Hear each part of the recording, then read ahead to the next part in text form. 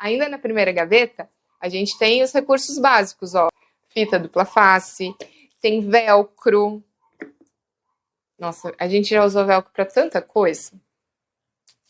E é bem forte esse velcro que eu tenho aqui. Então, além da criatividade, além dos conceitos mais simbólicos que a gente quer trabalhar, motricidade fina, né? Recortar, colar, tudo isso.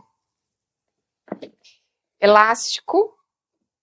Eu tenho até aqui na minha caixa uma tesoura adaptada. Para as crianças que têm mais dificuldade com essa parte da motricidade fina, né? Então é só o movimento de fechar, o movimento de abrir, ela faz na molinha. Então fecha e recorta. É muito legal. E massinhas.